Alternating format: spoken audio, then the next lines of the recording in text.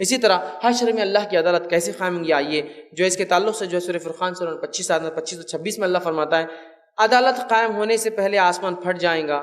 فضا میں ہر طرف بادل پھیل جائیں گے، اور حق تعالی اللہ تعالی فرشتوں کے ساتھ میدان محشر میں نزول فرمائیں گا۔ اللہ تعالیٰ نازل ہوں گا مقام محشر میں حشر کے دن۔ اسی طرح جو ہے عدالت الہیہ، اللہ کی عدالت کے اطراف وہ جوانب میں فرشتے کھڑے ہوں گے، اور اللہ تعالیٰ کے فرشتے کو عرش کو 8 فرشتے اٹھائے ہوں گے۔ اور اللہ تعالیٰ کے عرش کے تعلق سے بات بتا دوں، یہ اللہ کی سب سے بڑی مخلوق ہے۔ اللہ نے جتنی چیزیں پیدا کی اس میں سب سے بڑی چیز عرش ہے، اور عرش کی کیفیت کا ایک حدیث میں آتا ہے، آپ سے فرماتے ہیں کہ ساری کائنات کی مثال، کائنات ہمارا یونیورس جس کے تعلق سے سائنس آج کہتی ہے 200 بلین لائٹ ایئرز تک ہم دیکھ سکتے ہیں، 200 بلین لائٹ ایئرز۔ اگر روشنی کو 200 کروڑ سالوں تک چھوڑ دیا جائے تو جتنا سفر کریں گے اتنی کائنات ہم دیکھ سکتے ہیں، اور روشنی بھاگتی ہے 3 لاکھ کلومیٹر فی سیکنڈ، اتنی کائنات ہم دیکھ سکتے ہیں۔ اور سائنس کہتی ہے تو کائنات کا ایک ذرہ ہے بھی ابھی تو بہت باقی ہے، سمجھ رہے آپ؟ تو آپ سے فرماتے ہیں کہ ساری کائنات کی مثال اللہ کی کرسی کے سامنے ایسی ہے جیسا ریگستان میں انگوٹھی۔ ساری کائنات کی مثال اللہ کی کرسی کے سامنے، آیت الکرسی، کرسی کے سامنے ایسی ہے جیسے سونے کی ایک انگوٹھی جو ریگستان میں گری ہو، ریت، ریگستان میں ایک انگوٹھی کی کیا حیثیت ہے؟ اور آگے فرمایا اللہ کے عرش کے مقابلے میں کرسی کی حیثیت ایسی ہے جیسا ریگستان میں انگوٹھی، اس لیے کہ وہ جو کرسی ہے وہ کرسی اللہ کے قدم رکھنے کی جگہ جو آیت الکرسی میں ہے، وہ کرسی، عرش اس کے اوپر والی جگہ ہے، سمجھ رہے آپ؟ تو یہ کرسی ہے اور یہ عرش ہے، عرش اللہ کی سب سے بڑی مخلوق ہے، اس سے بڑی چیز اللہ نے نہیں بنائی۔ تو وہ عرش لے کر 8 فرشتے اس عرش کو اٹھائے ہوں گے، سورہ حاقہ سورہ 69 آیت نمبر 17۔ اسی طرح جو ہے عدالت الہیہ کے گواہ کون کون ہوں گے، وہ عدالت جو قائم ہوں گی، وٹنسز کون ہوں گے، آئیے وہ دیکھتے ہیں۔ امت محمدیہ کو اسلام جو ہے پہنچانے کی گواہی خود رسول اللہ صلی اللہ علیہ وسلم دیں گے۔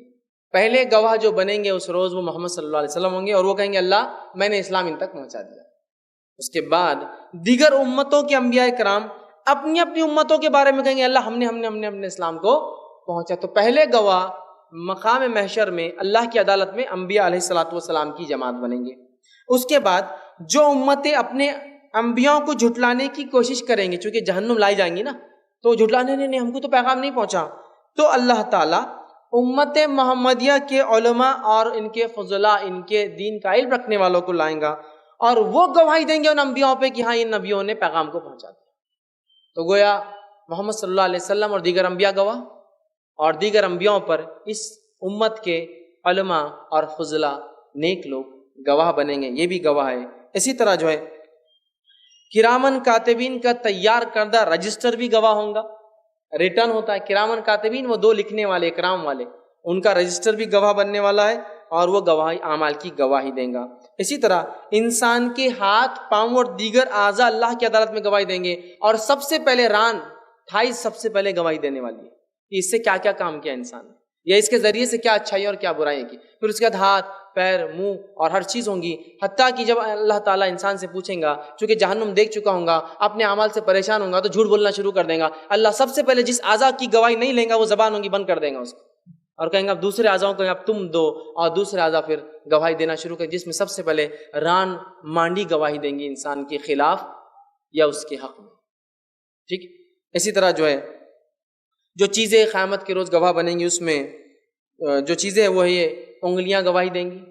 جس پہ انسان تسبیح پڑھتا تھا اچھائی کی کہ اللہ یہ تسبیح پڑھتا تھا، یاد رکھیں، تو انگلیاں گواہی دیں گی، اور صحیح بات یہ ہے کہ تسبیح کو سیدھے ہاتھ پہ پڑھنا چاہیے صرف، ٹھیک، تو انگلیاں گواہی دیں گی تسبیح پڑھنے والی۔ اسی طرح جو ہے سجدے کی جگہ گواہی دیں گی، ایک جگہ آتا ہے جہاں انسان نے سجدہ کیا وہ گواہی دیں گے، اسی لیے